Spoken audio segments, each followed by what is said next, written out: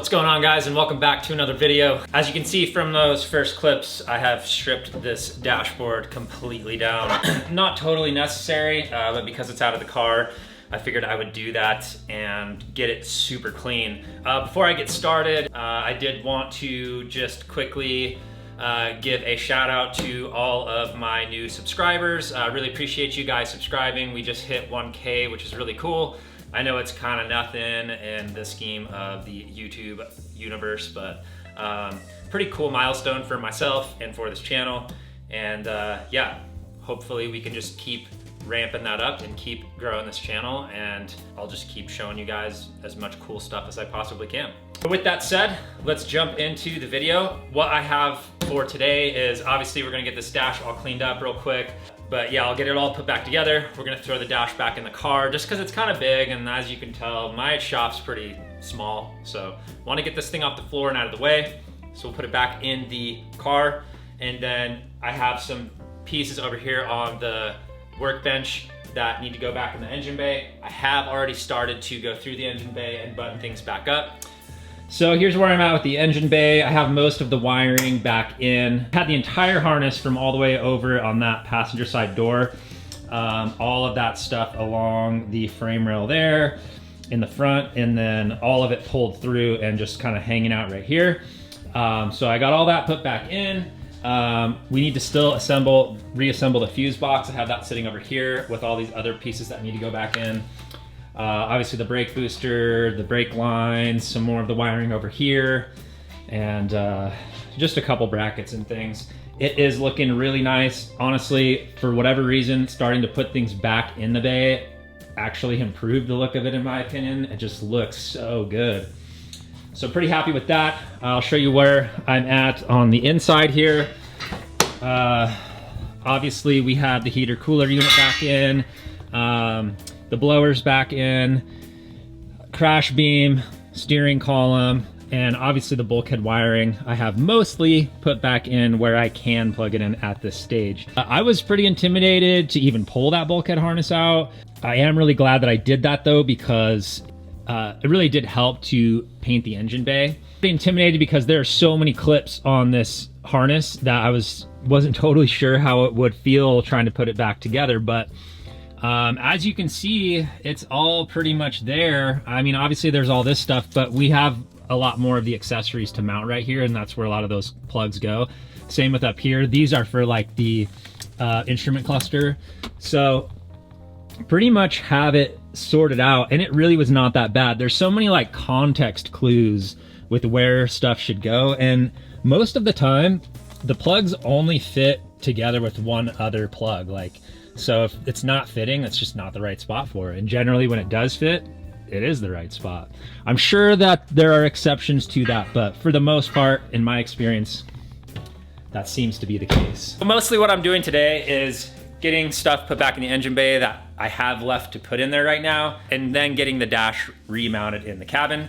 After that, I am going to strip the heads off of the EJ207 here. I know that that may seem a little silly to some of you. However, I've just been very unimpressed with the quality of work on this car, and the last thing I want to do is put this engine back in the car and get it actually tuned so we can hit some like significant boost in this thing and it immediately blow out a head gasket.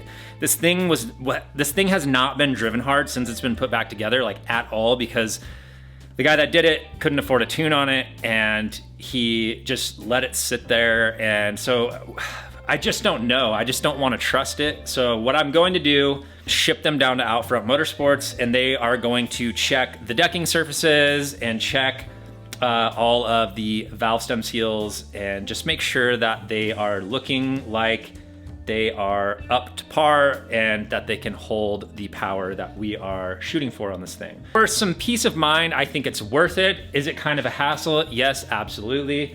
However, if no work really needs to be done on them and all he's doing is checking them and they check out and they're okay, it's only 80 bucks for the pair. So, I mean, I'll spend 80 bucks for that peace of mind. And let me just show you real quick why I like doing this. See all that crusty dirt just embedded in there? I mean, it gets everywhere on these things after 24 years or whatever it is. A lot of dust and dirt built up in here, all this grime right here. Whatever that is from like the cup holder, there's like some like schmoo like just stuck down in that. It's gross, man. So yeah, I just like to go through these. They're really easy to disassemble once they're out of the car. And then if you look at some of these pieces, like just covered in dust. And yeah, it's just not very pleasant to be breathing that stuff in once you get like dust like that inside of the ducting. So we're gonna clean it all out, make it all freshened up and smelling nice. All right, so we got the dash all cleaned up.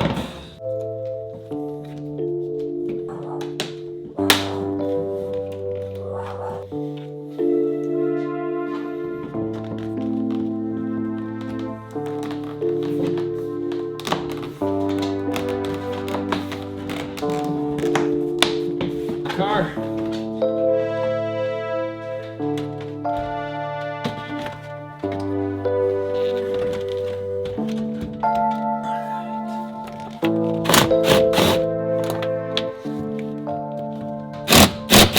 All right, so I'm gonna finish the rest of mounting the dash up later. I just wanna move on to some more important things.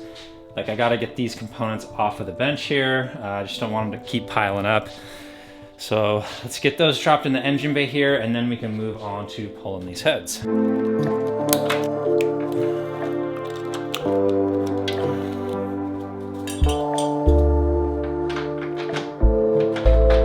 These are the studs for the front subframe.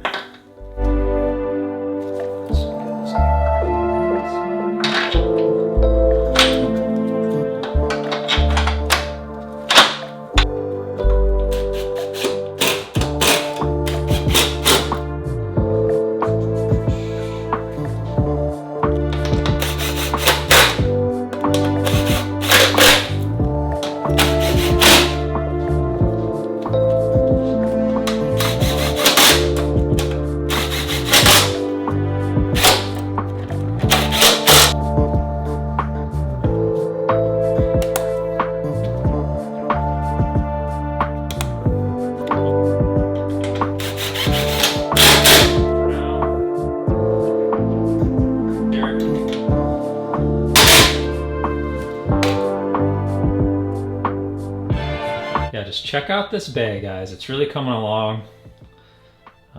It has gathered a little bit of like dust and some dirt, like you can see right there, just from putting stuff back in, but really happy that I went the extra mile. All right, moving on to the engine. Let's get these heads off. Before we can remove the heads, we need to pull these cam gears off. Before I do anything though, I'm going to put it at TDC.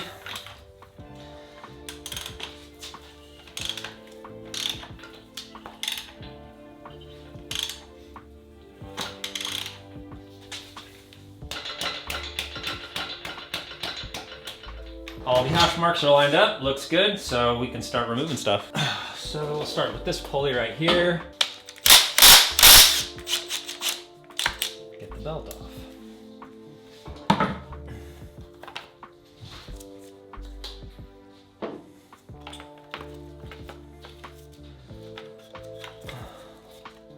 You know what's sketch about this belt is that he doesn't have any of the timing guides on.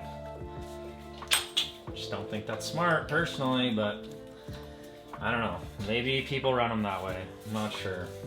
You know, I hate that these belts, these Gates belts, leave paint on the pulleys too. I've actually seen this before. Okay. Alright. So if I'm ever so gentle with this.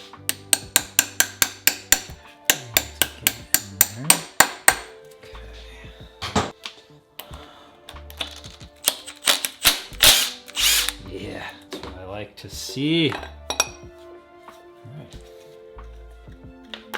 There we go.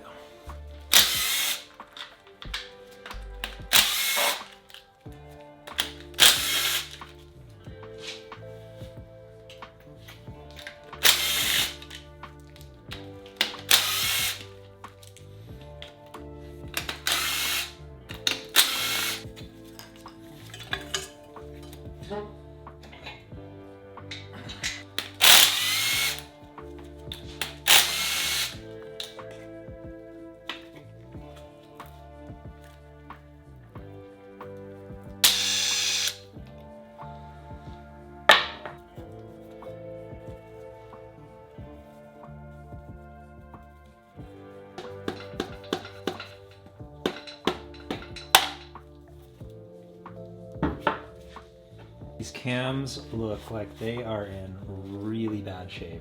I don't know if you can see from right there. I'll definitely move the camera so you can. There is some gnarly scoring on these cams. It's really too bad. Right in here and right there. These are like grooves that are pretty freaking deep, actually. That's not good. Man, this one too. What the fuck, dude? Wow.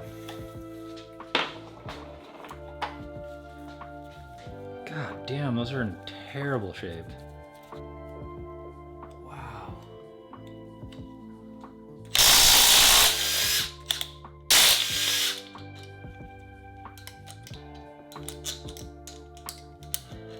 See all that scoring right down the center?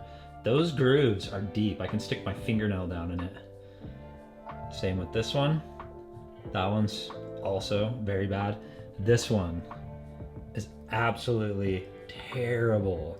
Not good. There's no excuse for that. What the hell?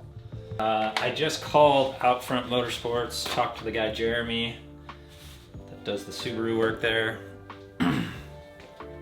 And he said to send him some pictures. So I snapped some photos with my phone. We'll get them sent over to him. He wanted me to do that so that he can give me his opinion on whether or not these are still worth sending. So that's what we're doing. Is what it is, right? All right, well, on to the other side.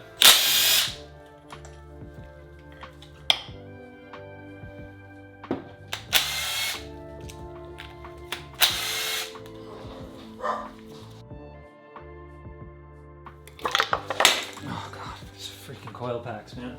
They do not like to come off. It's weird.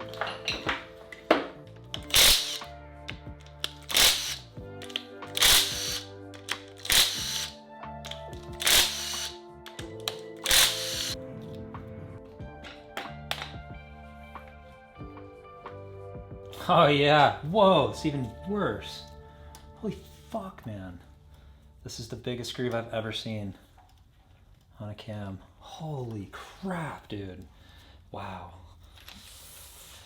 Well, safe to say, these are no good. No good, guys. We have some really damaged cams here. God damn, that's super unfortunate. I just hope that the heads are savable. That's the only thing I am concerned about with this. Oh yeah, this one's got gnarly scoring too. I just noticed. Of course it does.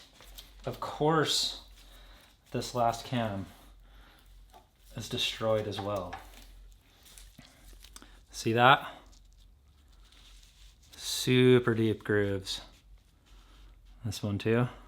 Super deep. So bad, man. Really debating starting over with this block, man. Is that crazy? What do you guys think? Would that be crazy of me to just start fresh with this thing? I don't really know if I can. It's sleeved and like it probably needs to be re-honed because it's been driven on. I don't know, maybe not though. Let me know what you guys think. Should we start over with this block? Well, definitely an unfortunate turn of events on this build, but I mean, it's kind of what you get when you buy somebody else's project car who didn't really know what they were doing and thought they could trust people who claimed they did, and in reality, their quality of work is just pretty shoddy at best. Well, I'm gonna snap some more pictures of these cams and the journals and email them over to Outfront, and hopefully they get back to me soon within the next day or two. I'll keep you guys informed. And hopefully we can still use these heads. Hopefully they're savable. We don't need to buy new cases or even just new complete heads. That would kind of suck. They're very expensive. So I don't want to do that, but we'll just have to see what he says. That's all I got for this one, guys. I hope you enjoyed. Please hit that like button if you got something out of this or if you found it entertaining. And think about subscribing if you haven't, because there's lots more to see on this build. And yeah, we are going to not let this little hiccup hold us back. We're gonna figure out a solution, keep moving forward. I'll keep you guys updated on the progress with these heads and what Outfront suggests, and we'll make a plan from there. Thanks for joining, and I will see you guys next time. Peace out, everybody.